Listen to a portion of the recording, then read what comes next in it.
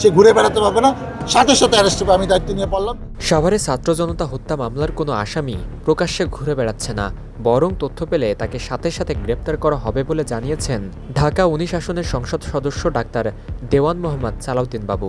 দুপুরে সাভারের আশুলিয়ার জিরাবো এলাকায় জিরাবো দেওয়ান ইদ্রিস কলেজ 2026 সালের এইচএসসি পরীক্ষার্থীদের বিদায় ও দোয়া অনুষ্ঠানে যোগ দিয়ে তিনি একথা জানান। এ সময় তিনি আরও বলেন, ছাত্র জনতা হত্যা মামলার কোনো আসামিকে দেখা মাত্রই গ্রেপ্তার করা হবে এবং কাউকে ছাড় দেওয়া হবে না।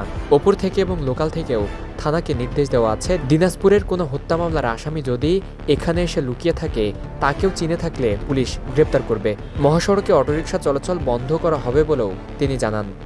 শুনেন, যেখানে যা তথ্য পাবো তথ্যটা পাইতে হবে। দিনাজপুরে একজন আসামি সে এখানে আছে, আপনারা কেউ হেল্প করতেছে না, কিংবা আপনারাও জানেন না সে হত্যা মামলা আসামি কিনা, আমরা তো জানি না, আমরা তাকে ধরবো কেন?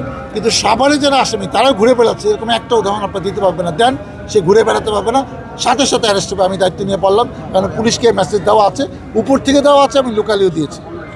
পরে সংসদ সদস্য আশুলিয়ার জামগড়ায় মাদক সন্ত্রাস ইপটিজিং বন্ধে স্থানীয়দের সাথে মতবিনিময় সভায় যোগদান করেন। এ সময় ঢাকা জেলার পুলিশ সুপার শামীমা পারভিন, সাভার উপজেলা নির্বাহী কর্মকর্তা সাইফুল ইসলাম, সাভার উপজেলা পরিষদের সাবেক ভাইস চেয়ারম্যান দেওয়ান মঈনুদ্দিন বিপ্লব, স্বেচ্ছাসেবক দলের কেন্দ্রীয় কমিটির সাবেক যুগ্ম সাধারণ সম্পাদক ইলিম মোহাম্মদ নাজমুল হোসেন সহ আরও অনেকে উপস্থিত ছিলেন।